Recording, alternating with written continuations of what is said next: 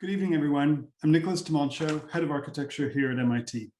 I extend my thanks and welcome to you all for joining us here tonight for the launch of Thresholds 49 Supply, part of our department's Spring 2021 online public program.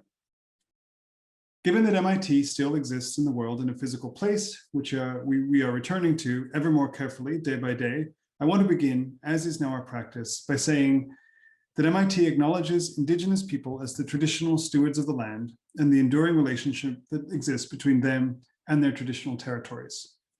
The land on which MIT stands is the traditional unceded territory of the Wampanoag Nation. We acknowledge the painful history of genocide and forced occupation of their territory, and we honor and respect the many diverse Indigenous people connected to this land on which we gather from time immemorial. These words are important, but the risk is, of course, that they remain words. The best possibility we can hope for instead is that they shape our reality. To those of you joining this program as part of our open house today, I'm happy to welcome you to a very MIT event, the annual launch of our student-edited journal, Thresholds, distributed by the MIT Press and advised by faculty member Timothy Hyde. He will introduce the editors and panelists for tonight's event, but it falls to me, happily, to introduce him.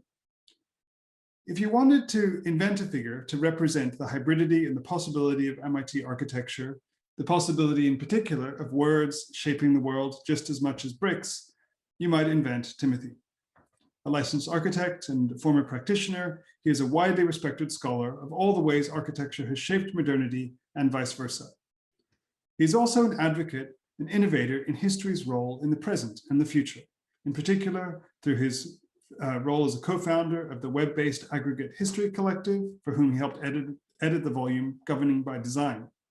His own books include Ugliness and Judgment on Architecture in the Public Eye and Constitutional Modernism, Architecture and Civil Society in Cuba from 1930 to 1959. While grounded in our history, theory, and criticism discipline group, he has chaired our department-wide SMARCS programs and regularly advises MArch design students as well. His work has been supported by a wide range of fellowships and grants, including his current sabbatical, during which time he has nevertheless remained an essential advisor and contributor to the department, particularly with events like tonight. So without further ado, let me introduce Timothy and have him welcome you and all of us to tonight's event. Thank you so much and welcome to MIT.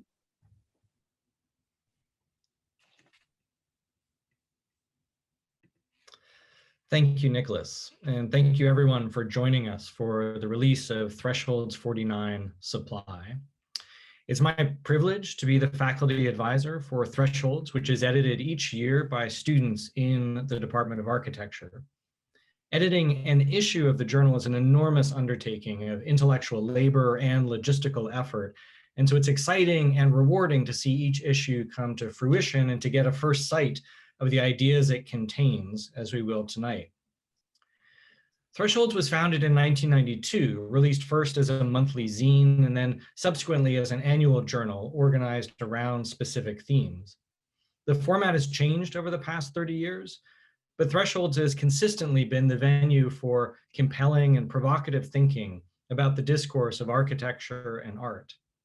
It is a peer-reviewed journal, highly regarded within the field, and broad and diverse both in its topics and in its roster of authors.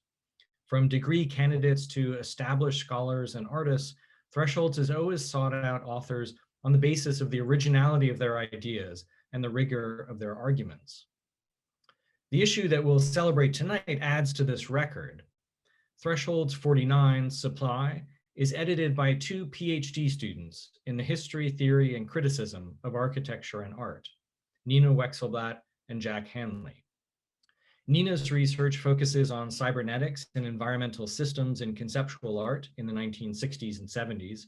Jack's research focuses on the exchanges between environmental knowledge and spatial practices in the 20th century. I'm very grateful to Jack and to Nina for the intellectual commitment and editorial enthusiasm they've brought to this issue of the journal. It's been a pleasure to work with them both, and I've learned a great deal from them. I would like also to take a moment to thank the staff of the Department of Architecture, whose work contributes each year to the success of Thresholds. Amanda Moore, Melissa Vaughn, Kathleen Brearley, and Douglas Levy, and at the MIT Press and Olson. I would also like to express my gratitude to the members of the Thresholds Advisory Board, a group of 8 distinguished scholars at universities in the US, Canada, and in Europe who've given invaluable advice and support to the journal over the past few years. With that, let me turn over the proceedings to the real protagonists of this evening's events, the editors of Thresholds 49 Supply, Jack Hanley and Nina Wexelblatt.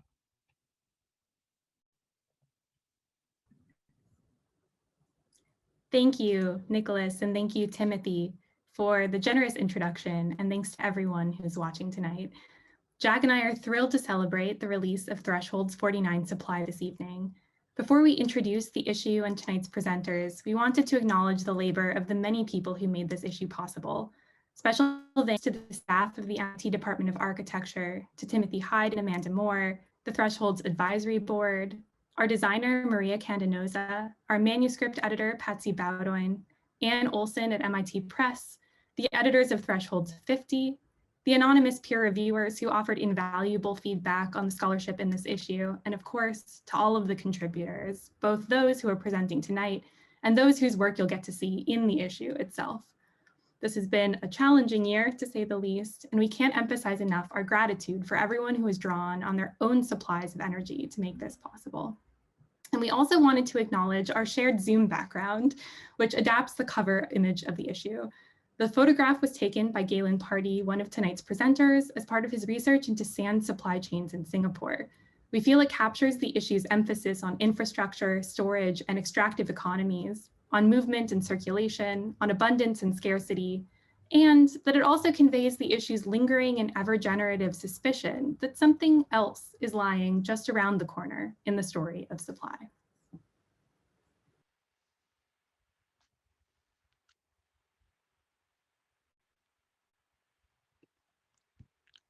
To begin, supply is double-faced. Both stockroom and stock ticker, fixity and liquidity, provision and the provisional. It feasts and fasts, circulates and hoards. It plans and revises and builds bulwarks against system failure, just in case. Art and architecture navigate supply as a play of scarcity and excess, but also of desire and necessity. Thresholds 49 asks a series of questions regarding these dialectics. What is produced when designers dream a world of infinite abundance? How do objects and spaces take shape in economies of scarcity? How have disruption and withdrawal marked the history of supply? And how could supply suggest nourishment as much as extraction? Reactionary discourses of supply-side economics tend to suggest that the endless proliferation of stuff just so happens to self-regulate. This issue argues to the contrary, that supply is an active, even diligent process. The issue also seeks to move beyond strictly materialist accounts of supply, understanding the interplay of the physical world and the virtual, intangible, or abstract vectors of information and meaning. Commodities and energy, of course, are central in this narrative.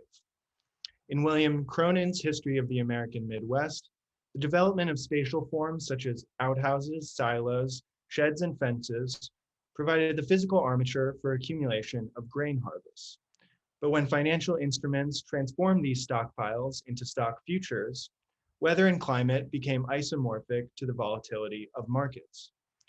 In other words, the provisioning of necessities became indistinguishable from information distributed across space and time. The past year has made these patterns unavoidable. Wild fluctuations in the stock market have accompanied the arrival of the COVID-19 pandemic. As the global economy shuddered and travel screeched to a standstill, the oil industry faced an especially potent disruption of its sustaining logics. In April 2020, the price of a barrel of West Texas Intermediate crude oil briefly dipped into negative territory. The laws of supply and demand here entered into a strange reversal, as producers found themselves on the other side of the deal, all while a matrix of futures contracts and derivatives instruments entangled the physical realities of resources. More recently, the blockage at the Suez Canal reveals the opposite tendency, as supply's abstraction gave way to the material and spatial realities of a hard and dumb analog world. Beyond power supply is the role of power in the history of supply. The foundations of logistical systems lie not only in an admixture of materiality and abstraction, but also of colonialism and expropriation. The violence in supply is inextricable from the legacy, or what Christina Sharp has called the wake, of the transatlantic slave trade. We think here of, for example, the infamous British ship Zong, from which enslaved Africans were thrown overboard to preserve water and collect insurance money, equating human lives to quantified financial and material supplies. In the realms of art and architecture, reparations for the specific legacies of slavery and empire are enmeshed in processes of redistribution and repatriation. The idiosyncrasies of the American electoral college system, itself devised to protect the power of white voters in slaveholding states, have shown that redistribution is as much a spatial phenomenon as it is economic. The lopsided power granted to less populated states makes equitable representation an always deferred goal. While populations veer towards the opportunities of cities, political systems lag behind their private counterparts in adjusting supply to meet demand. Yet supply is much more than the neutral management of material abundance. While the agents of supply have dreamt of abundance at any cost, they have also jealously guarded the right to scarcity. Similarly, Keller Easterling has called for a critical view of architectural subtraction as a tool of space-making. Studying spatial deletions from demolition to vacancies acknowledges that the world is composed of absence as much as presence, and we must consider what it means to do without. The current health crisis is also a supply shock, and it has magnified the fact that supply does not always circulate from sites of greatest surplus to those of the greatest need. The variable abilities of providers to provide and receivers to receive are the long tails of historical categories that structure supply. Today, workers worldwide have been divided up as essential and non-essential, reinforcing old assumptions about the essence of work. The pandemic underscores that supply scales span the microbial and the planetary. Indeed, supply has long been a source of anxiety in conversations surrounding the climate crisis. Abundance and scarcity both run risks here. The 1971 Limits to Growth report, for example, made dire predictions of resource depletion that disguised a privileged imagining of hungry masses banging at the gates of development. Discourses of extractivism, on the other hand, reveal actors who would secure overproduction at the expense of contamination and dispossession, often of those already impacted by histories of oppression and colonial expropriation. With these themes in mind, the essays in this issue tackle the divergent political ends to which matters of scarcity and abundance are mobilized. By placing them in conversation, we aim ultimately to denaturalize the system known as supply and demand.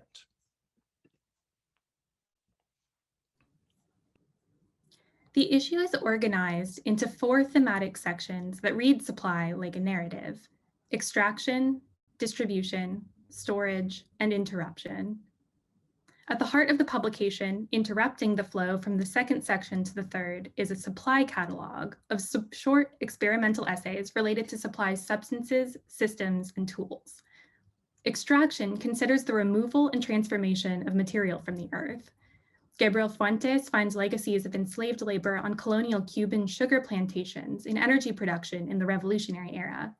A roundtable conversation among Imani Jacqueline Brown, Charlotte Malterre-Barthes, and Thea Riofrancos investigates extractivism from the perspectives of art, architecture, and activism. They excavate topics ranging from insidious chemicals in Louisiana to indigenous resistance in Ecuador to the politics of building with reclaimed materials. Veronica Smith combines a visual essay tracing the tower form in Los Angeles with an iridescent architectural program that makes overt the structures of oil extraction currently operating in the city. Distribution examines the networks through which supplies of all kinds circulate. Matthew Hockenberry's history of the commercial catalog argues that the medium conveys a promise of future availability. Michael Faciejew examines technical systems in the Bibliothèque Nationale that redefine the relationship between users of the library and its holdings. Larissa Guimarães considers an unrealized network exhibition by Walter Zanini and Lina Bobardi, who attempted to democratize cultural access by sending art to remote Brazilian cities by train. If supplies can be on the move, storage takes the complementary impulse to contain, protect, or nurture them. Examining a real estate development constructed by 20th century Fox, how Chi-Chia historicized land's utility as a store of value, finding the relationship between supply and demand in the housing market to be manipulable. A portfolio of Jumana Manna's sculptures reimagines rural Levantine grain containers at the human scale, installing these tools of nutritional preservation among the cool industrial grids of museum storage. The issue concludes not like an idealized Amazon Prime order with supplies delivered, but instead with interruption on the dangers and possibilities lying in supplies ruptures. Adam Longenbach revisits a historical precedent for our own virus-stricken urban landscapes, an episodic plague that upended New York's supply of horse-powered vehicles and spurred the city to rethink its transit system. Finally, Ash Moniz takes on labor within cargo shipping networks. They ask, when corporations care more about preventing inventory loss than minimizing danger to human life, how can laborers deploy their shared logistical literacy to reclaim power? The 6 contributors presenting their work tonight span these 4 sections. Photogrammetry by Galen Pardee connects sand stockpiles in Singapore to international supply chains. Bin Li's account of an alpine mountain range in China traces botanical specimens circulating to collections around the globe. 3 design proposals by Jesse LeCavalier rework the banal efficiency of just-in-time logistics into projects based in support, provision, and indeterminacy. The artwork of Gina Valentine questions the limits of knowledge available from databanks about Black life, at times even causing that data to eat away at itself. Sophia Stamatopoulou-Robbins discusses the line between private and public in her fieldwork with a Greek refugee housing project. And finally, a manifesto by the Office of Uncertainty Research, tonight represented by Mark Jarzombek, explodes the construction of a modernist house into scales both atomic and cosmic. Across mediums and disciplines, each contributor casts a critical eye on the distributions of power that circumscribe whose demands are recognized as legitimate and what it means to properly address a need. Jack and I are thrilled that these 6 can join us this evening to examine the designs and histories of supply and to imagine other shapes for necessity, demand, and fulfillment. So let's get into it.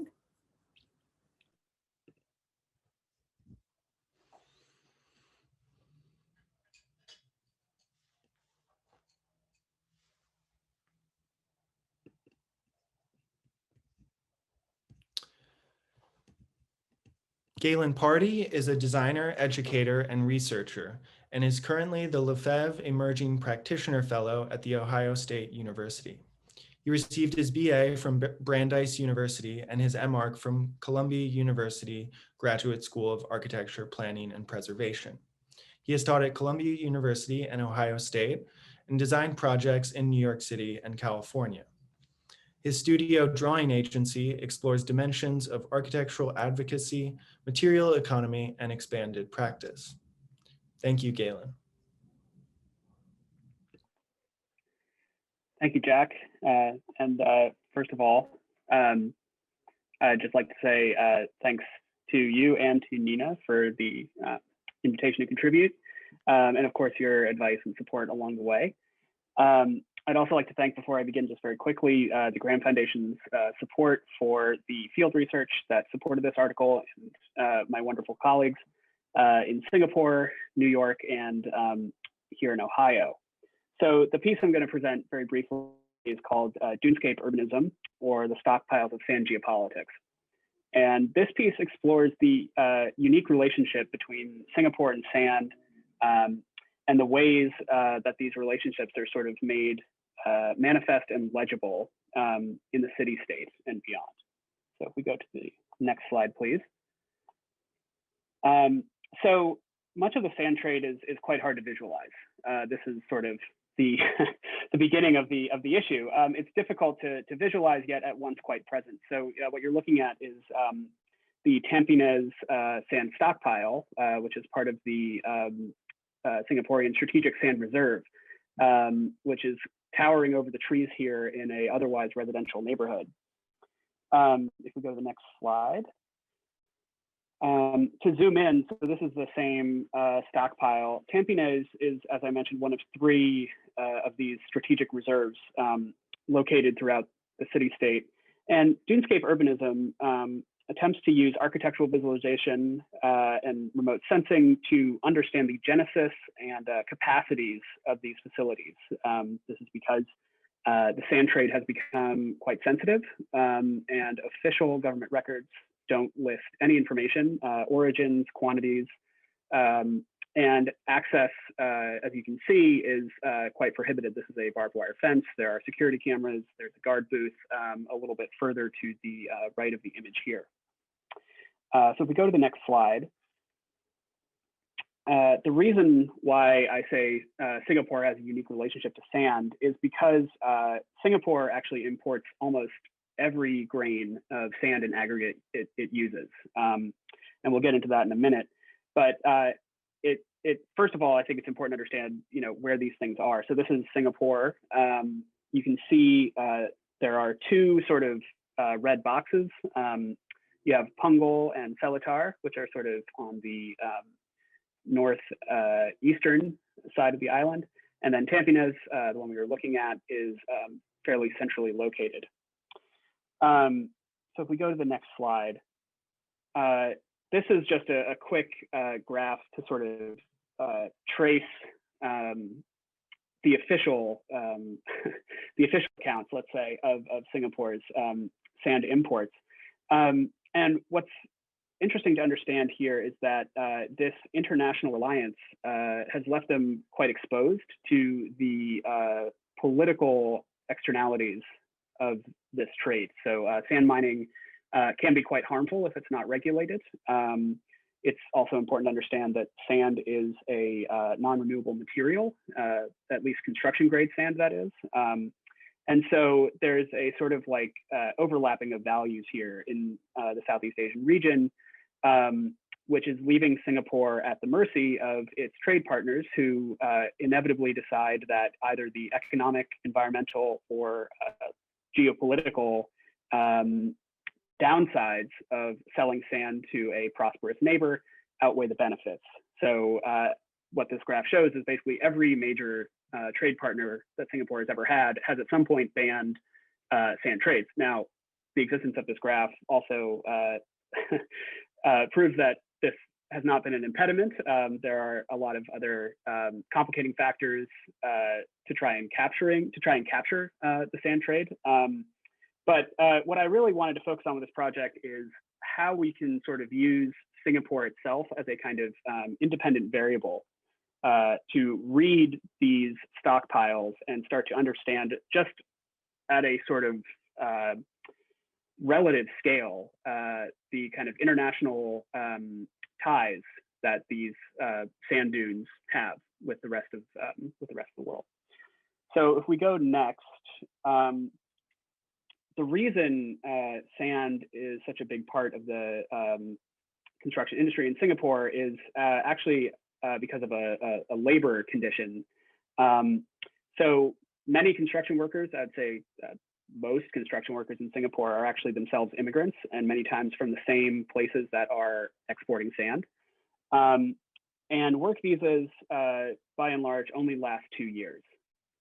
So concrete is a material of convenience for the construction industry because it's relatively simple to teach, moves fairly quickly, and that means that contracting offices don't have to spend a lot of time teaching their employees complicated construction techniques. They can sort of get them in the field and keep things moving. So this is a complex of buildings in Singapore. You can see they are entirely concrete. And so this reliance on concrete is really a sort of function of the labor market in many ways. And so it's a sort of, it's not just that they could shift to, using CLT or steel overnight.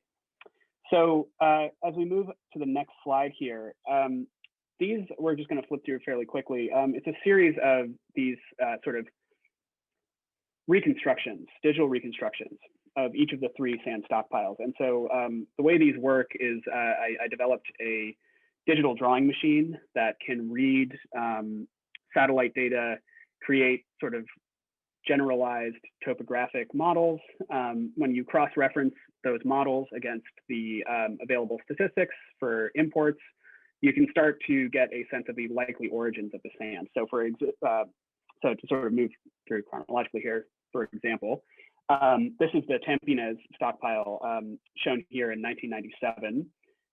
This is in the aftermath of Malaysia's ban on sand exports, which was kind of the first of these. So now if we advance again, this time, yeah, so now we're in July. Oh, sorry, I think we jumped ahead a little too far. Okay, well, so that's Punggol. This is a this is a second stockpile. This one was started in 2007, and if we go to the next slide here, yeah, you can see 2 years later. It's a little harder to see on this one, but it has expanded somewhat. Now, if we go to the next slide, you can see here, now we're on to Selitar, which is actually the largest of the three stockpiles. And so if we advance again, you can see a dark blue set of sand dunes start to come into place. And then if we advance a final time, we'll see a yellow sand dune. So again, what this is meant to show is that each of these colors represents a, so let's hold on this one. Each of these colors represents a sort of distinct probable origin. So yellow being Cambodia, light blue being Vietnam, and dark blue being Indonesia. So now if we go ahead again, the next slide.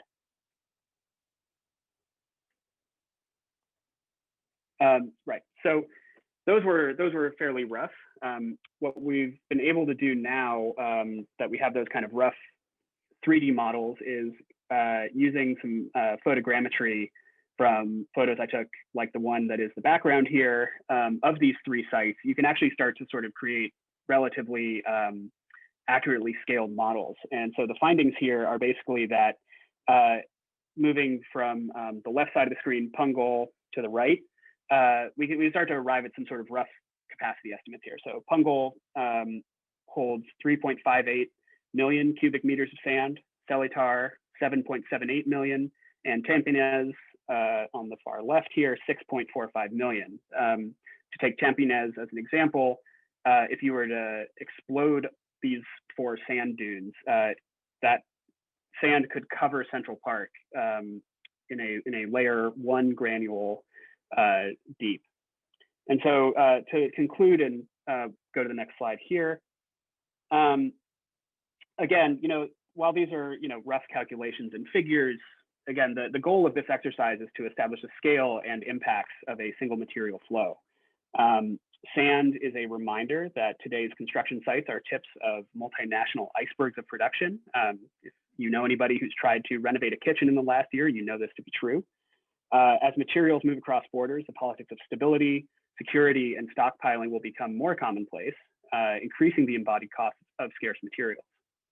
Singapore's dunescape urbanism provides a window into the price of construction when logistics and politics collide.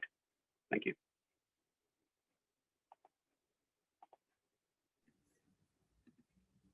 Thank you, Galen. Next, we'll hear from Bin Lee, who is an architect, landscape architect, and assistant professor at the School of Architecture, the Central Academy of Fine Arts in Beijing.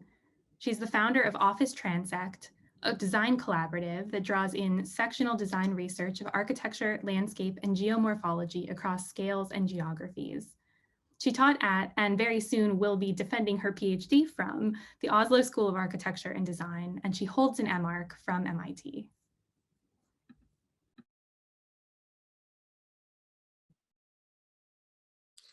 Thank you, Nina, for this very kind introduction. And also thank you, Jack, for this very nice work at turning this issue of threshold 49 supply.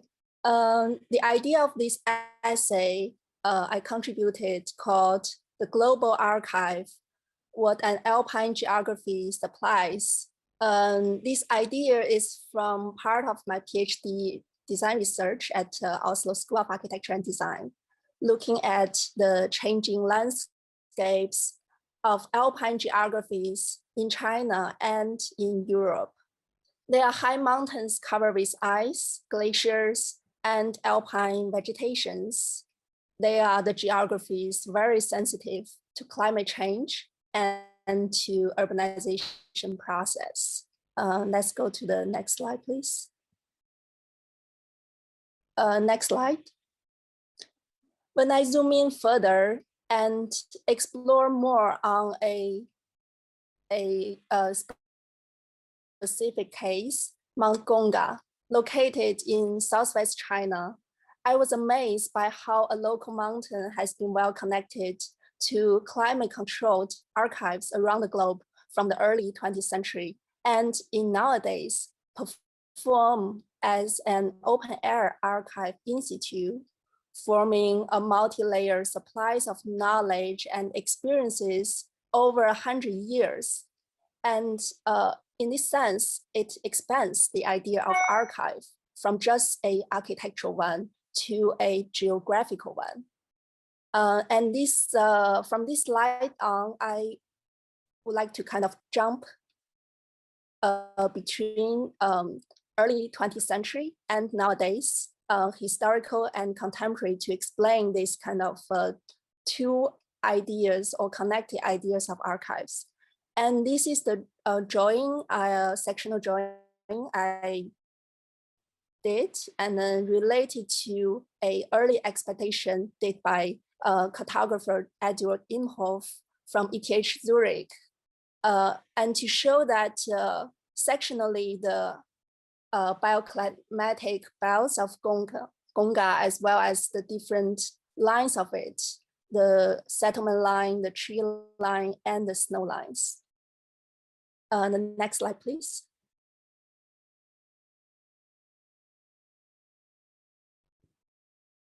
And this is nowadays that we see how people standing at 4,000 meters above sea level, looking at the summit of Gongga. And then this really staged the mountain as a archive institute to see the glacial runoff from the summit down to the glacial terminus. Let's go to next slide, please.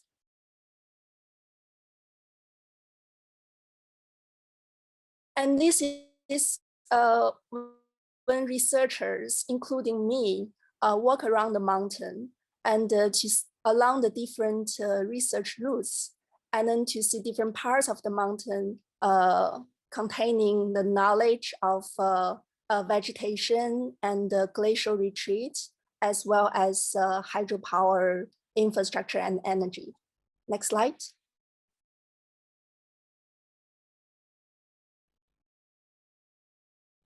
And this transect drawing showing the previous routes that how from the valley to the peak of each route. Next slide.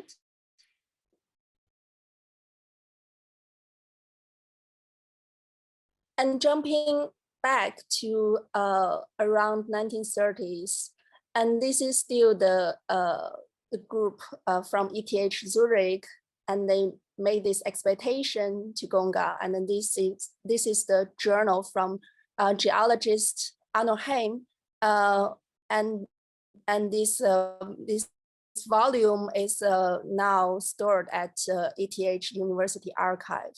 So being able to sitting within a climate control archive and looking at how a mountain has been experienced since from over almost 100 years ago is quite a juxtaposition with what we experience nowadays. And next slide.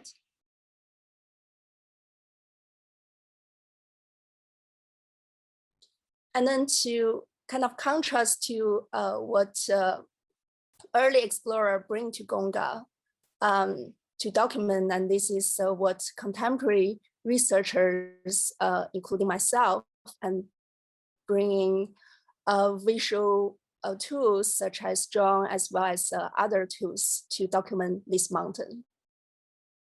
Next slide.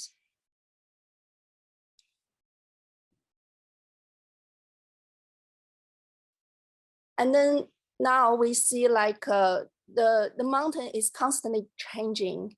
And nowadays we see this at the glacial terminus, this process of glacial retreat is happening at the same time with plant succession. Next slide.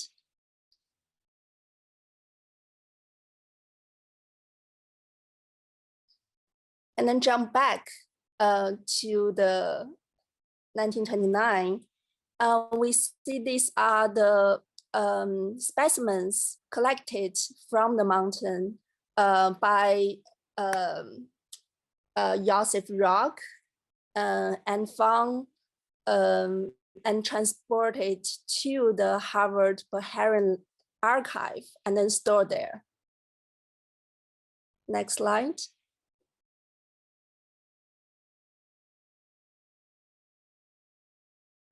And we see that the specimen from Massachusetts continued to transport it to Edinburgh and then to store at the Royal Botanic Garden, Edinburgh. And then we'll see like nowadays how the archival space look like to store those specimens from this seemingly remote mountain. Next slide.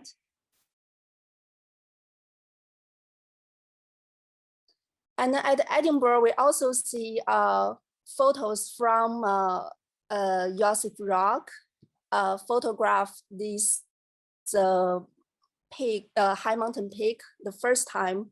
And then we see this, how much the glacier was back to then. And then this losing glacier have been kind of freezed because of the architectural archive. They are freeze and then be able for us to dig into what it looked like before. Next slide.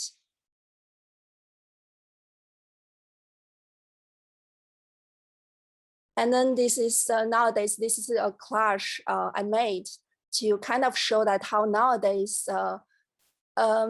the glacial flow and also the runoffs and how that connected to the hydropower infrastructure constructed at lower elevation. And then this constant changing of water energy in a sense. And then this also linked to the disappearing of ice, of course. And next one, please.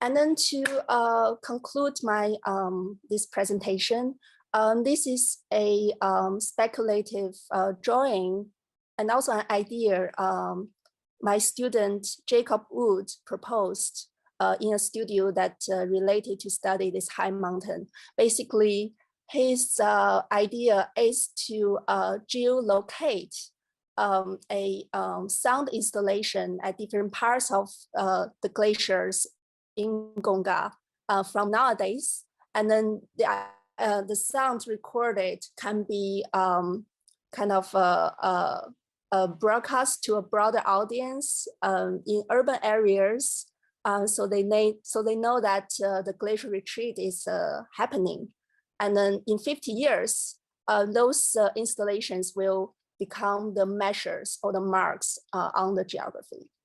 And then this is the last slides of my sharing. And then thank you for listening to it. Thanks. Thank you, Ben. Jesse LeCavalier explores the architectural and urban implications of contemporary infrastructure. He's the author of The Rule of Logistics, Walmart and the Architecture of Fulfillment, and is associate professor at the Daniels Faculty of Architecture at the University of Toronto, where he directs the PhD program. Previously, he was the Daniel Rose Visiting Assistant Professor at the Yale School of Architecture and a Sanders Fellow at the University of Michigan. His work has been exhibited at the Seoul Biennial, the Oslo Triennial, and the Museum of Modern Art. Thanks, Jack.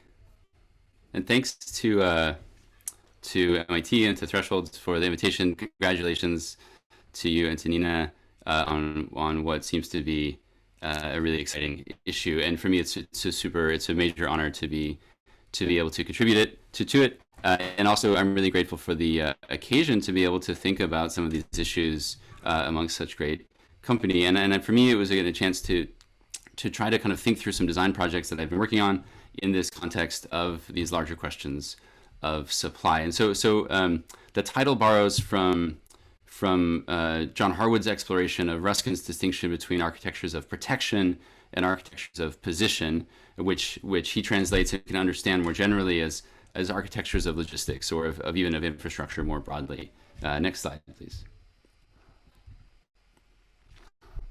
But I thought, given the title of the issue, it might be interesting to begin with one of the most common metaphors of logistics, the supply chain. This was first used by an Abuza Allen report. They were a management consulting firm in the early 80s, in which the concept of what they described as a, quote, integrated supply chain was developed as a way of managing stock and dealing with the challenges of distribution. And so reported here by the Financial Times, they described the supply chain as, quote, the sequence of events that occur from after the procurement of raw material through to the delivery of the final customer. We just saw this from Galen's presentation. There's really, the supply chain extends far backward beyond just procurement of raw material. And also anyone with a smartphone, we know that the attention economy extends the relationships of these things far forward past mere delivery. Next, please. We also, of course, know that the supply chain is far from the frictionless networks of global circuitry that the industry would have us believe. It's brittle, it's vulnerable, it's subject to disruption by, windstorms, or as we just heard about, the demand shock of pandemic-driven hoarding. So the supply chain is far from robust, and it's also, of course, by the way, not a chain. Next, please. If we look around at architecture firms who are working on logistical buildings, we might take from that the concerns have to do with optimizing throughput, reducing surface area to volume ratios, making built reproductions more efficient. But if logistics is about control of distribution and access to resources, about who gets what, how, and on what schedule, then it's a field that concerns all of us. So I used the article to suggest and to kind of work through some ideas about how logistics has its own formal and organizational properties, but identifying them as such doesn't lead us then to design quote unquote better buildings in pursuit of global circulation of materials and products. But instead, I think to the extent that we can learn from logistics, it's to learn that architecture and urbanism have little to offer the field as it's presently constituted. Next, please. So rather than regulating flows of capital, as an architecture of position might do, we might ask how architectures of provision could come about.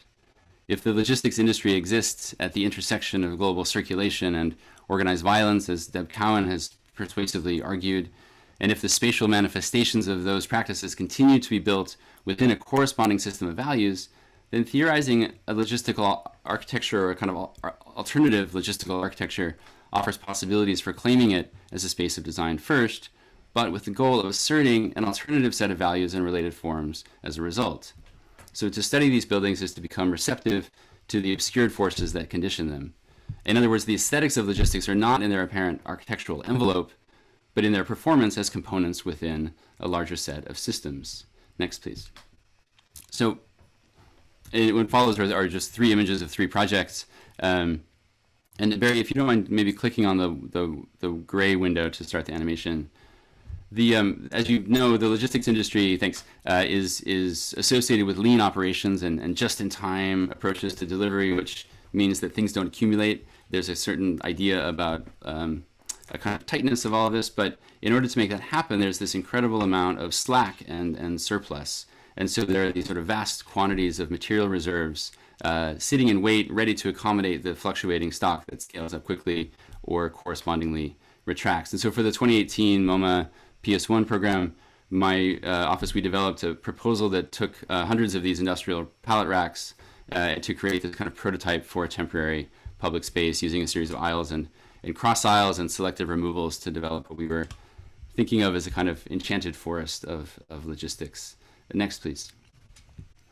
The logistics industry, it's an art of uncertainty. It involves constant management and reorganization of systems in motion and in perpetual obsolescence. So in this an urban design proposal, we used surplus steel slag that was weathered and detoxified and then redirected to the site and shaped into a constantly evolving set of landforms that support a wide range of uses but don't overdetermine them. The project takes advantage of a material abundance to create a landscape in motion that simulates, or that was intended to simulate natural landscapes, but in practice, but not necessarily in form. And our goal, in a way, was to de-instrumentalize the apparent indeterminacy of something like Amazon robotics to generate part of the city that's both active and absurd. Finally, the last slide, next please. This is a project in the New Jersey Meadowlands that, with the working title, The Natures of Logistics, it posits a latent infrastructural vernacular that is capable of addressing the polluted conditions of the Meadowlands by embracing the conflicting forms of the place while also generating its own collection of minor civic forms through a kind of remediation process that engages this in nature that's not one of wilderness nor of agriculture, but something more wild, and as a result, I think also logistical. So with these projects, we've been trying to draw out the tensions that are latent in logistical forms to separate them from their role in supply and redirect them towards support. So in other words, away from position and toward provision. Thank you very much. Thank you, Jesse. And now it's my pleasure to introduce Gina Valentine, who's a mother, a visual artist, and associate professor of print media at the School of the Art Institute of Chicago. She's also co-founder with artist Heather Hart of Black Lunch Table, an oral history archiving project. Her work involves language translation, mining content from material and digital archives, and experimental strategies for humanizing data visualization. Her work has received recognition and support from the Graham Foundation, the Joan Mitchell Foundation, and Art Matters, among others. And she received her BFA from Carnegie Mellon and her MFA from Stanford University.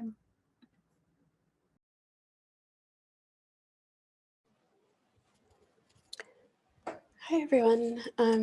Thank you, Nina, for that wonderful introduction. And thank you all for the invitation to collaborate with you on thresholds and to share my work with you today. So as the slide says, I am Gina Valentine. I wear the many hats of artist, writer, professor, and mother.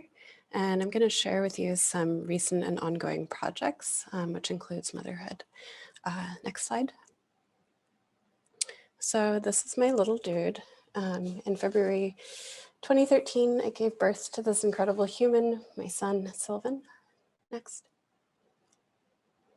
The socio-critical element in my work is largely inspired by him and his perennially posed why.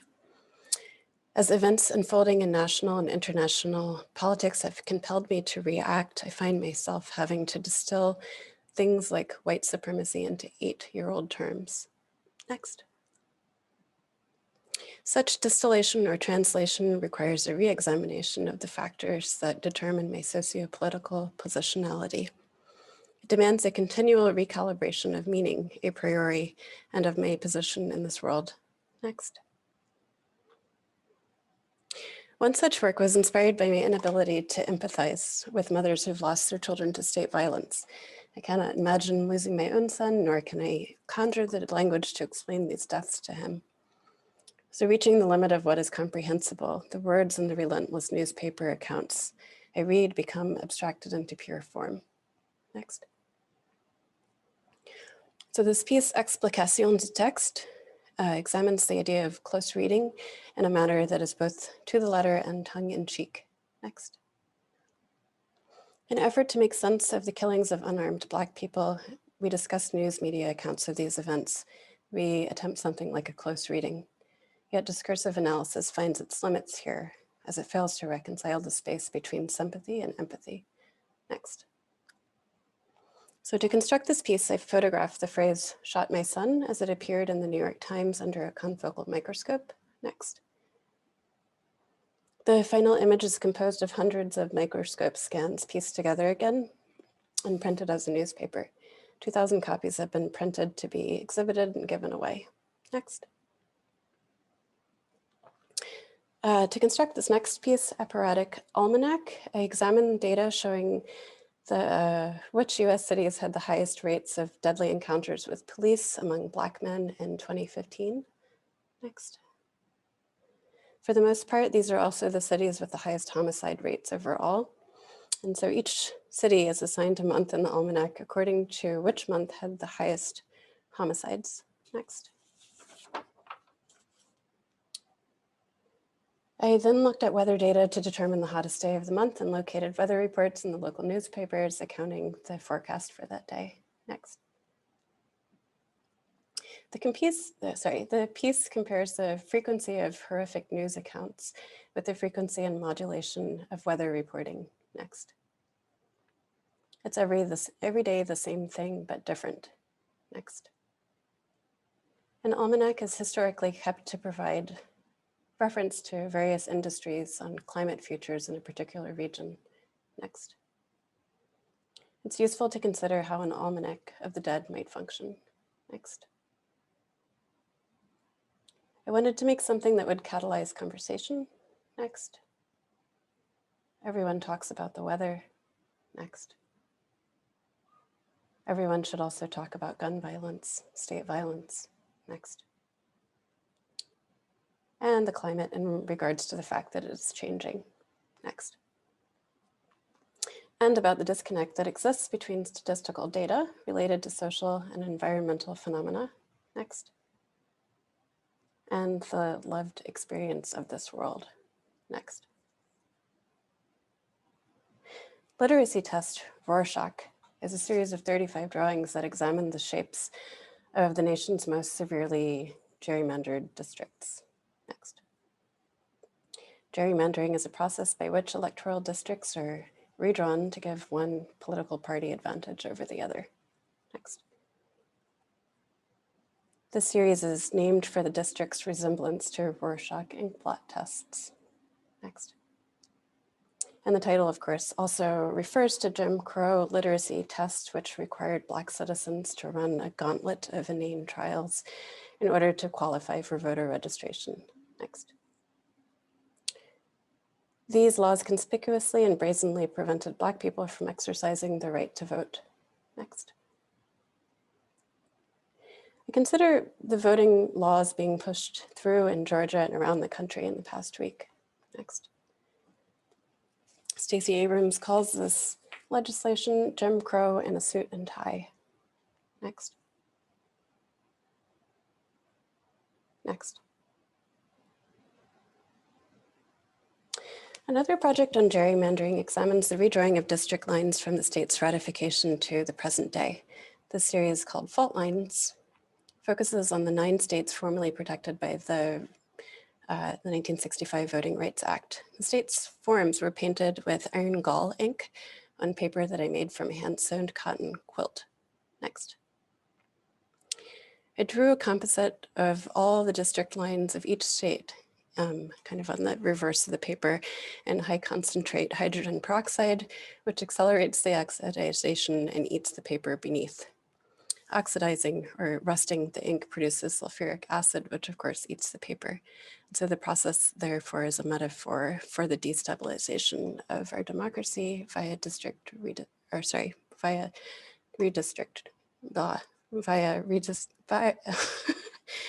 district redrafting.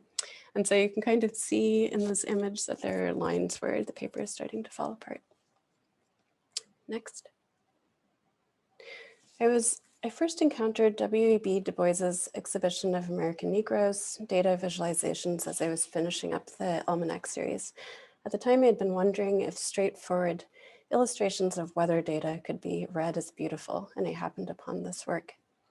I was particularly drawn to these drawings because they're at once beautiful, simple, modernist drawings and plainly legible data visualizations of Black life of that era. Next. The original drawings intended to redefine the image of the American Negro, countering the popular reductive and racist portrayals of Black people with data collected and illustrated by Black people, and offering a more accurate, nuanced, and humanizing understanding. These illustrations highlighted Black achievement, making a case for community investment and inclusion. Next. For exhibit of American Negroes Revisited, I am recreating Du Bois's set of 67 drawings using contemporary data on the lives of Black people living in America.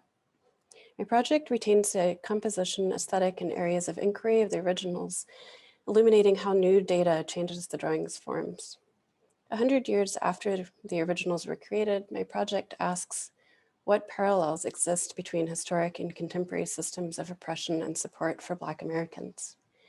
While much of my demographic research is fairly straightforward, the work of reassigning oppressive or supportive institutional and social classifications is most interesting. Next.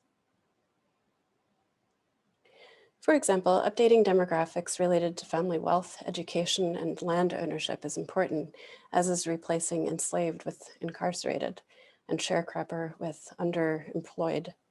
Such research raises questions not explicitly illustrated in the data. What goods are manufactured using prison labor?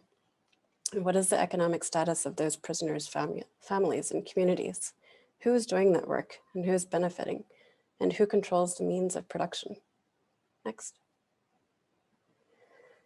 The execution of and results from the much anticipated 2020 census will significantly affect the distribution of resources and the shape of this country. And I have to admit, I imagined that undertaking demographic research in 2020 would be a much simpler task than it has been, than it was 100 years, or than it would be 100 years since Du Bois's project. Of course, the tools and technology to conduct, document, and publish or make accessible census data are far more sophisticated and the results more comprehensive. There is greater accountability for accuracy in collecting statistical data on Black people in America, and much of this data is publicly available via the online census database. I believe what will be revealed in my remake is the lingering and persistent effects of institutional racism, white supremacy, and the prioritization of capitalism over common good. Next.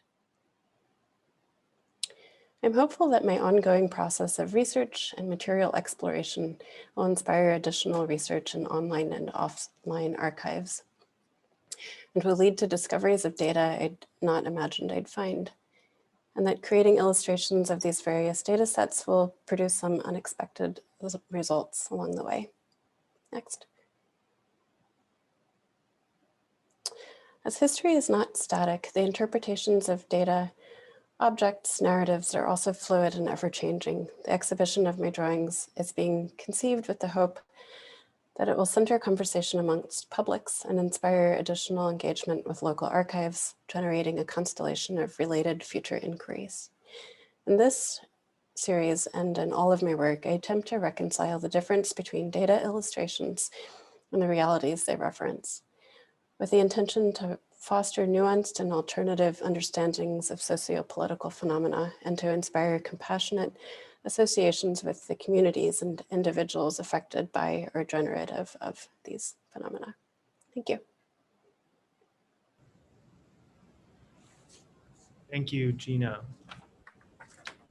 Sophia Stamatopoulou-Robbins is Assistant Professor of Anthropology at Bard College, with interests in infrastructure, waste, environment, colonialism, austerity, and platform capitalism. Her first book, Waste Siege: The Life of Infrastructure in Palestine, won the Middle East Studies Association's Albert Hourani Book Award.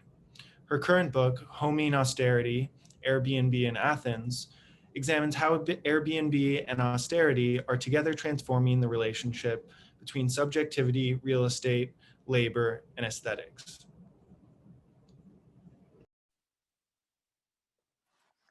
Thank you so much, Jack and Nina and Thresholds and MIT. I'm really looking forward to the discussion, and I have to say, listening to everyone's presentations just makes me that much more excited to be part of this group and honored. So next slide, please. Making supply first requires making that which is to be supplied perceptible to the supplier. In other words, provisioning requires the dual process of apprehending and objectifying that which is to form supply's content. This is one way that platform-mediated home sharing intervenes upon housing supply. Much of the critical attention that has gone to Airbnb has demonstrated how it diminishes housing supply.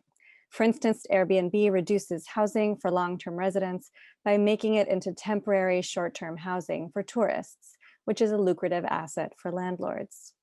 Yet observations of Airbnb and similar platforms have tended to black box the process of making and transforming supply. Opening that box reveals not only the originary moment, apprehension, as a critical step in how home sharing platforms shape prospects for housing supply, it also helps explain more generally the processes by which supply is created. So drawing on fieldwork I conducted in Greece beginning in 2017, my essay examines one case in which two private corporations, Airbnb and AirDNA, which is a data scraping company that sells short-term rentals data to investors, came under consideration by government and humanitarian actors as tools for providing refugee housing. Greece has become a passageway and home to tens of thousands of refugees in the past 5 years, especially. Housing the refugees in long-term housing outside of camps has been one of the major challenges for the Greek government. Next slide, please. I tell the story of how a small urban refugee relocation program, which I call Finding Home, contemplated using Airbnb and AirDNA as vehicles for making unoccupied Airbnb listings apprehensible to itself. Finding Home estimated that the number of vacant homes in the city was considerable, but the Greek state lacked data on where such properties were, to whom they belonged, and how many of them there were. Though the homes were materially present in that they stood empty, they were functionally unavailable. Vacant housing could not be turned into actual supply, a transferable reserve, in other words, to be given to those in need, until the state was made aware that it existed. Much like underground oil or water, the presence and location of available housing units could be imagined, but their exploitation required certain tools of extraction. Finding Home toyed with the idea of using AirDNA to find failed Airbnb listings in order to apprehend potential housing supply in spite of these closed doors, solid walls, and undocumented housing status that made it an invisible resource. Finding Home ended up finding long-term housing for just under 200 refugees otherwise, especially by allowing refugees to find their own rentals through their own networks in the city. But I think the story of the near use of AirDNA to unlock a hidden housing supply through Airbnb nevertheless shows us three things. One, it offers insights into how housing supply can operate in the absence of an all-seeing state. Two, it reveals what I see as an emergent relationship between humanitarianism and platform capitalism. And three, it demonstrates the volatile ways in which the failures of startup industries can be captured to produce supply and capitalist value while intervening upon conditions of governance and urban livability. While the public good of housing was on the brink of becoming corporatized through Airbnb and AirDNA, these private corporations were also nearly appropriated to supply that public good. Next slide, please. I also think that although Finding Home did not ultimately use Airbnb and AirDNA to make housing apprehensible, the proposal to do so helps us think about the concept of supply in general, and more specifically how platform-mediated home sharing, like that promoted by Airbnb, can be understood to intervene in supply. Anthropology has tended to think about supply in the context of commodity and other supply chains within global capitalist exchange as processes, including labor, by which materials or services being supplied are produced and conveyed from supplier to demander. More recently, supply has been central to studies of infrastructure and anthropology as source of or impediment to the supply of life-sustaining resources. Many have pointed to the ways in which understandings of supply, that is, how great a supply there is, can underpin entire political systems. I'm thinking here of Israel-Palestine. The Airbnb AirDNA story in Greece highlights additional processes by which materials or services can be brought into being. It shows how a technology designed to supply one type of product can be mobilized against itself to generate another, arguably opposite type of supply. Here, elements of a state bureaucracy sought to mobilize a technology to circumvent that bureaucracy's own shortcomings.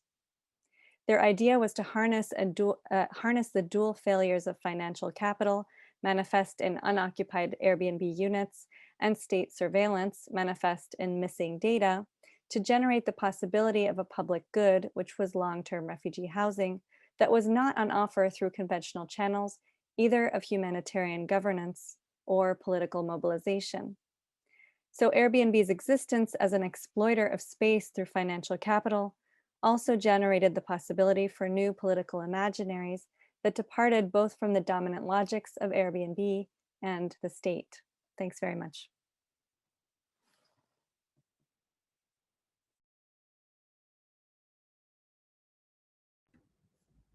Thank you, Sophia. And our final presenter is Mark Jarzombek, who is a professor of the history and theory of architecture here at MIT. He works on a wide range of topics, both historical and theoretical.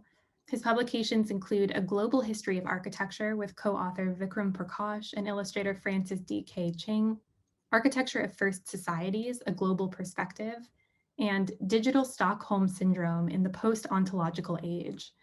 In 2018, he and Vikram Prakash founded OUR, the Office for Uncertainty Research, and the two are co-authors on the text published in Thresholds.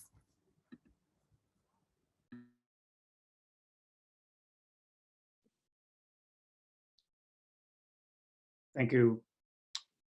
First, I'd like to thank the editors, Jack and Nina, for the opportunity to publish this material. What we see here in the slide is actually a little movie. I'm not sure if it's running or not. If there's any way to get it to run. Yeah. Vikram Prakash, who teaches at the University of Washington in Seattle, and I first thought of doing this project. We didn't really anticipate how complex and how rewarding it would be. We took a recently completed, modest, small, modern house and asked, where did everything come from? It is such an easy question that we were surprised that it had not been posed already. It is not a hard question to answer, for we all know that the answer lies in the flows of global economy and all that that means. But our point was not to cheat and go straight to the answer, but to do the actual homework. We had all the documents, the contracts about the house. We knew the owner, we knew the architects, and had about as much access to information as anyone could expect. Our analysis moved along 4 axes: atoms, ingredients, labor, and sources. One of the things we learned was how little all of that documentation helped. Even the contracts for the construction of the house were often verbal, maybe on the order of 80%. And probably not much different than a building site during the Roman Empire. And of course, once we got into shipping and sourcing, there things really got cloudy.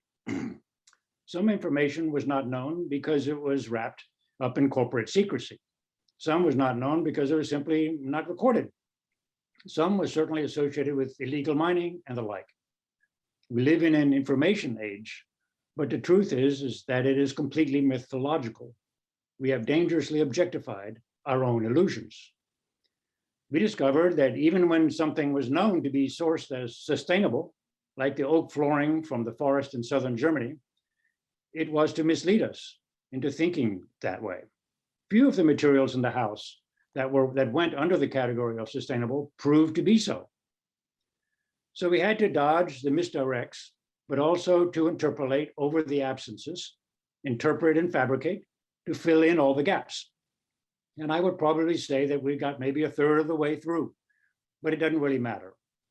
Our intention was not to focus on some magically complete story of supply, but to point out that the supply chain begins and ends in stories that are incomplete, incompletable, and often very uncertain. The story begins actually in the Big Bang, and more importantly with the supernova. And Barry, if you could just go ahead and click next slide every 15 seconds, that'd be great. So all this, yeah, just Barry. Yeah, you can just click the next slide, please, and just go for 15 seconds. All the steel in the house came from a supernova some 8 billion years ago, with iron making its way via asteroids and the like to the Earth. So in a sense, the universe was the first fabrication and delivery mechanism. It was your lucky day if you could get an asteroid fall on your property, the amount of rare earth materials that it contains. The concrete and sand made from rocks that were fabricated in the Earth some billions of years ago, ground to sand, unusable for concrete, only maybe in the last 100,000 years or so. But this was for us more than just some empirical factuality, but part of the hoped for awareness that even a house like this was something magical about it. And magic not necessarily drawn on the ontology, also drawn on the ontology of atomic forces. And here we relied on Karen Barad. This little house is made from stardust, and yet we treat it, like most architecture today, like just another arbitrary product. We also wanted to demonstrate that it was not just global and made out of the universe, but reached even into the building that was designed by the 4 architects, a tall and tiny firm, who could mastermind the compression of realities, labor, and material. It'd be quite impossible for this 15 years ago without computers and network systems. There can be no doubt that the architects were riding the wave of neoliberal economy. So we wanted to expose the complex dark side of that. We wanted to expose how buildings like this had to address the illegal mining of sand that Galen had studied, the insecticide that was used in Indonesia to kill the bugs for the trees that were used for the flooring, the chromium that poisoned the people in Japan for the steel, and so on. The incredible chemicalization of materials of the last 3 decades was a sort of a shock to us. The plastic was everywhere, even on the surface of the steel. So what was the backstory of the house? Turns out to be a story of humans, global networks, all the way up to the scale of the globes, universe, and molecules. Most people would think that architects might know the story, but in truth, they are completely ignorant of it as a general public. So we wanted to remind ourselves of the strange inversion that is at play when we begin to poke at the modern idea of a modern architecture. While the possibility of intelligibility is presented throughout the profession and the discipline, promised in the very word research, even if it is the precondition of intelligibility, the house was a signifier of architecture itself, seeks to preserve the secret that is at its core of its very sense of modernity, the mythic violence, productivity that makes it possible. Thank you very much.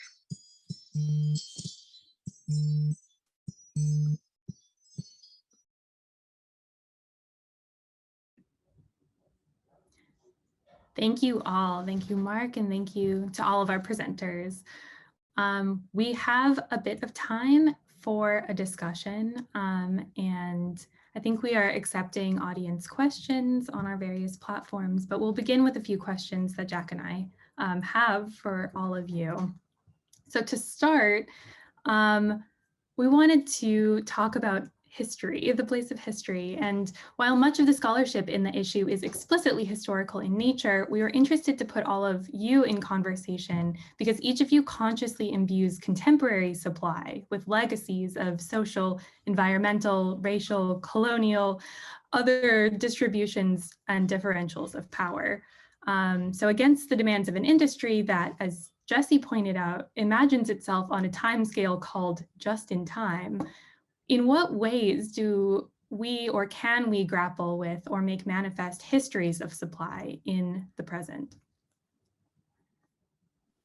You're gonna probably have to call on individual people and, to sort of break the damn mute crisis.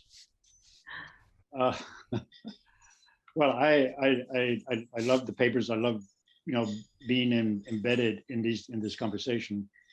And I think what we're obviously are seeing is many different types of histories, are needed and required. We have, some sense of sort of a standard histories that come out of history of technology, history of economy, history of capitalism, and so forth.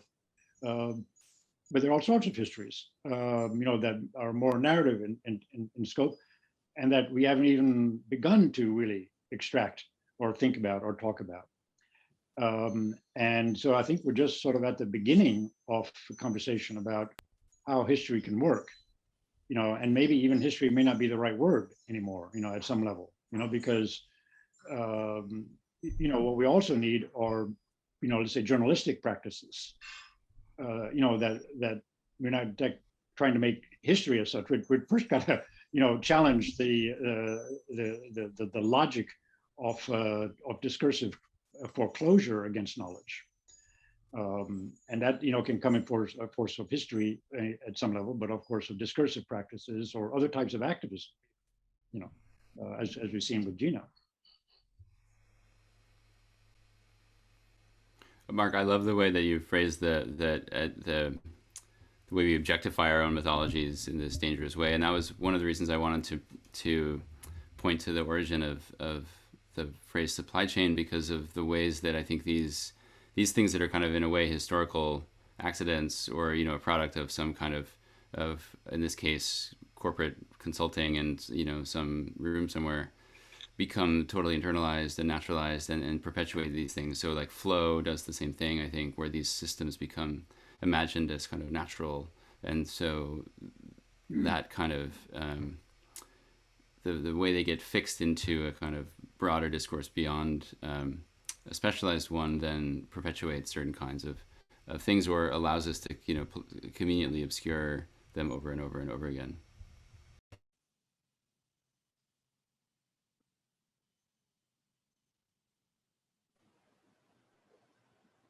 I really was excited to hear what you all had to say in response to this question, so I didn't immediately unmute, but the first thing that popped into my head was just thinking about, our responsibility as, well, maybe it's not a responsibility, but the role of artists to engage a broader public in the conversations that are related and that affect these lives in very real ways. Like, so all these phenomena affect these lives in very real ways.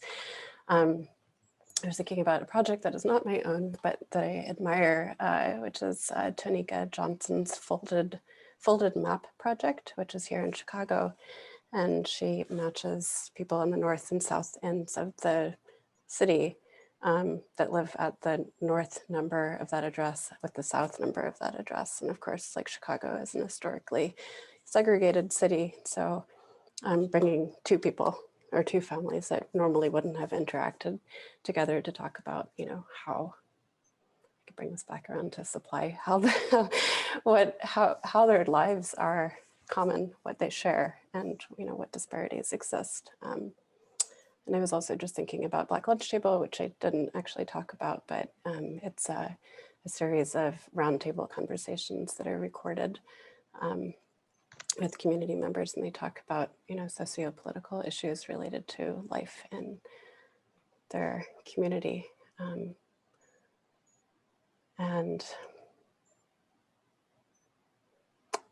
yeah, I think that's all. I don't have an end point.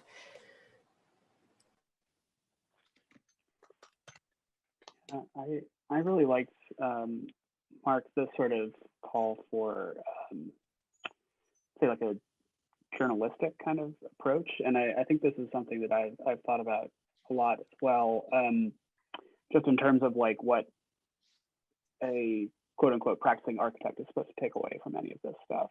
And in a lot of ways, I think the sort of understanding of lineages and history and the question of what is on a site currently versus what is maybe meant to be brought there, I think is really critical. And I mean, I'm glad that a practice like Lackawanna and Basel won the Pritzker just a few weeks ago, because I think sort of shifting the prestige of architectural production away from something that's like, a sort of bespoke house to maybe a sort of especially dexterous, rehabilitation of an existing structure, or a reuse of a kind of material is actually maybe more of where the industry should be right now. I mean, it would be an interesting sort of provocation, I think, to practicing architects to sort of have them be both progressive but backwards facing at the same time from a material perspective and an embodied carbon perspective especially. I think that could probably be helpful to the industry, but that's I don't know if that's history, but that's where I stand on it.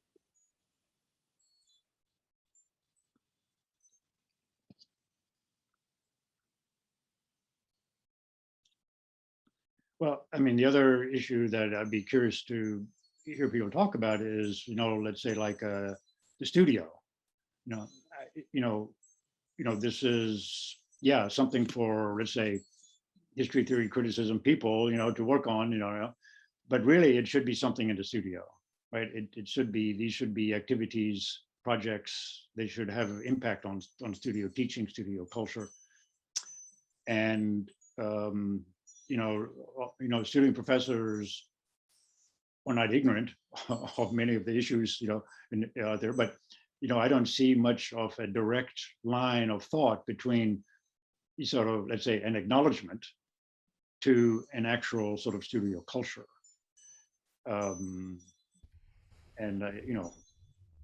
That's where I think we should turn some energy to, to challenge the studio world.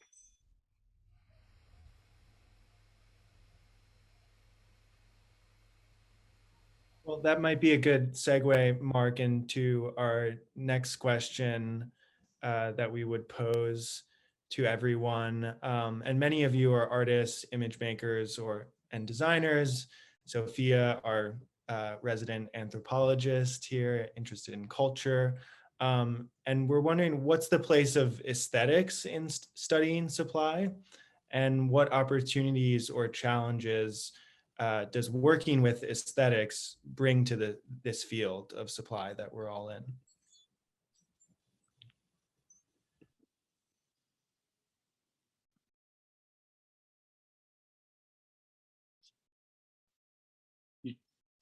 Aesthetics, as such?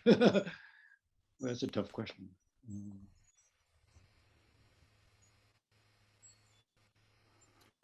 I mean, I share Gina's enthusiasm to hear everyone else, so I'm reluctant to start, but just because, but maybe I'll jump in. Partly, I think for me, one of the challenges in being both sort of fascinated by these things that I also find grotesque is, one of it is like a methodological problem, because I'm totally fascinated by them at a kind of, at a level of pleasure, but then I'm also like totally repelled by what they mean. And so it's confusing. And so I've been trying to figure out how to make sense of that. And one of the ways that has been liberating for me is to try to understand the kind of looseness between them, or the gaps between the kind of possibilities of, what we might think of as being much more tightly coupled relationships between, let's say, like the form of something and what it does. And so I think for me, the efforts to try to get out of, to reframe some of the questions of value, and to change the kind of, like to Mark's question, like the studio dynamic around a kind of problem solving approach is inadequate, I think, to address these issues, because it's not about, I think somehow it's like engaging it by not engaging it. So I think working in parallel, or I think finding some way of not hitting, like addressing it so directly or in a kind of binary way, but so I think that's for me what that's why I'm grateful for the chance here, because it was the article was a way to try to think through some of these things that we've been doing, and so to kind of have a chance to sit down with, like, CNI's work and try to make sense of what she means by the boring or the merely interesting, and how that for me was really resonating and really helped to kind of free up some ways to think about it. So this is not really an answer. Except it's just to kind of think through it. And I remember seeing a talk from LeCavalier about her work on shipping, and it was amazing for many reasons. But one of them was she kind of admitted just like loving cranes, and thought they were like really interesting to look at and think about. But then also, obviously, her work is totally much more complex than that. But somehow to be able to kind of exist in that space for me was sort of like, it was meaningful to have permission in a way to like admit that. Maybe I'll jump in because I was named as a resident anthropologist. And because Jesse, you raised the question of loving the images or, the visual side of things, I could easily spend lots of time looking at Airbnb listings to relax, and I think that it's partly the aesthetics of Airbnbs and the work that goes into making those aesthetics by hosts that interested me initially in this project in Airbnb. And this particular essay was kind of a different exercise for me because it had nothing to do with what was inside the homes. That there were these other also kind of aesthetically vibrant spaces, AirDNA being one site that were doing a lot of work on what Airbnb could make possible in the world of Greece. So it's not exactly an answer except to say that to me it's interesting to consider what different registers of aesthetics one can consider. So it's like AirDNA is a certain kind of site that also speaks to investors because of the way it looks, presumably, and the way that it can visualize the data that can't be seen by someone who just hangs out on Airbnb and enjoys. So I think, I'm excited, really. I can't tell you how excited I am to be among visual and aesthetics and architectural people because it encourages me to think in this direction. Well, what we, clearly discovered, even though it was sort of obvious, in a way, but we had to sort of prove it to ourselves with this building was, that, this modern building, which is a very lovely building, and the clients love it, and the architect love it, and people who live in it love it, and, it's, a modern house, and, we were thinking in terms of architecture school, this is a great example of it's a house that is sustainable. It looks good. It's nice, it's contextual, it's within it's done all the things that we teach, and yet, and so in other words, the aesthetic package is, from a pedagogical point of view, gets A+ on all registers. And yet when you begin to look at it, it's getting failing grades everywhere. And it's not the fault of the architect necessarily, right? Should the architect know all of this stuff or not? Maybe they should, And what when we then went to the architect and said, did you ask where the sand came from, right? Why should I ask? All I need to do is press the button and the concrete guy shows up. So we've made it so easy. This aesthetics is not really anymore like 19th century, we have to do beauty. We have to, aesthetics is embedded, so to speak, in how we teach and operate, and it's sort of delaminates the question from how do we interrogate that.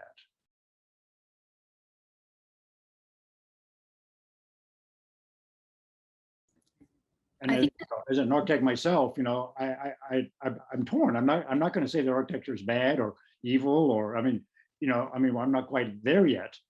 Some people would say no, to go off to Missoula and build a cabin in the woods by yourself, and that's the only answer.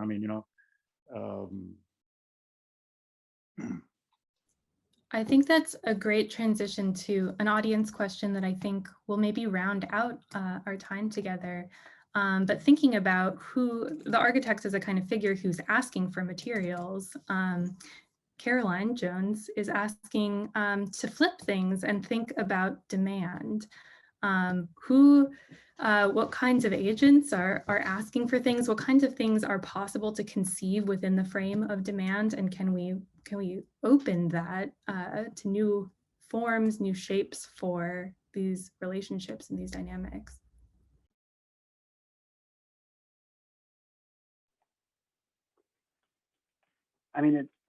It's a really interesting question. Somebody who I was talking to about the project that's in the issue compared it to like the fishing labels on cans of tuna, where it's not so much that you can expressly quantify down to like the level of a fish or maybe even a trawler, but certain things about the fishing industry, and you can sort of have some kind of informed discussion with a person about maybe some pros and cons. And so I guess it's sort of Yeah, I mean, I agree. I don't know that it's ever going to be the architect's job to sort of follow every trail, to infinity about every material in a project. But I think there's definitely a sort of growing understanding maybe of, shall we say, like embodied costs of things. I think right now everybody understands embodied carbon as this kind of thing that's been elevated in architectural production, but I think there's also many other embodied things that are part of the materials. So, for instance, Jesse was talking about, right? Like, I mean, the supply chain is like this very analog set of processes, right? And so I think there are certain generalizations that, let's say, a practicing architect might be able to impart to a client. Like there was just a story about the Korean, or actually I shouldn't say Korean specifically because I don't know, but one of these engineered countertops actually got into a lot of trouble because the cutting process was releasing dust, which was making people sick. So I think that's certainly a thing that you could communicate to a client and say, yes, this is maybe a cheaper option, or maybe it comes in more colors, but you should consider, or at least be aware of, the fact that there's this harmful downside. I mean, it's there's got to be some way for architects to communicate, severity of impact, not just within the industry. I mean, that I think is actually kind of easier because we sort of all speak the same language, but to a client, somebody who asks you for something, I think it should be totally reasonable to say, like, well, we can do this if you want to, but you should know before you proceed that this is, there's pros and cons to everything. If I can just say, oh, go ahead. Please. Just, I got excited thinking about what you just said, Galen, imagining what it would be like if Airbnb listings had next, a little, icon that said like, this many people won't be able to get reasonable rent for, because this Airbnb listing exists this way. I just think it's a really powerful image to bring in demand into sort of an embodied practice. You don't even have to be an architect. You could just be a major platform like Airbnb.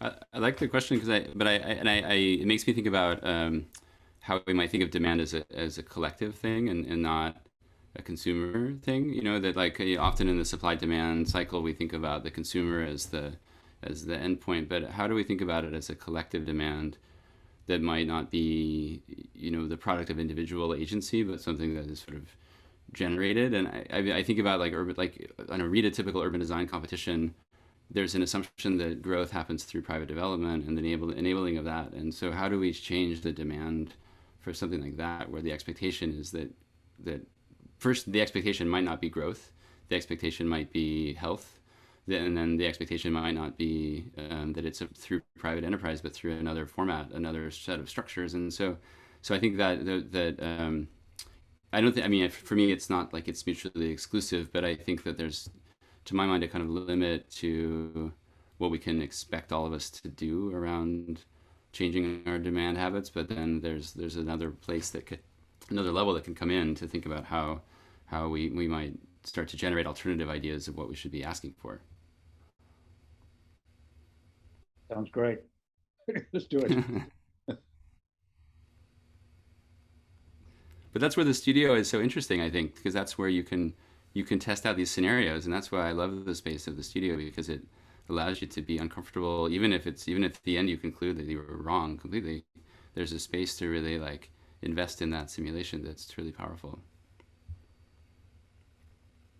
I mean, another boogaboo is that the classic separation between local and global is just really unusable in these situations, because the global is the new local in the building industries. I mean, that's what Home Depot, has mastered. So even if you find local wood sources, you may not want to use local wood sources because then you're chopping down your own trees, right? So the whole point about sourcing wood from Germany is let them do it. So that's really where it's a really sort of no models and that sort of standard attempt to critique global through the local. in the building industries supply chain. You know, when I was to come up with these other models, and maybe you know, just his point is, right, in other words, we need something past the consumer, right? Something, you know, sustainability was like that, right? It tried to sort of come up with a category that was in some sense a meta category, but it quickly became a fraudulent system, just another way to sort of cheat, you know, cheat the game, or rather game the system.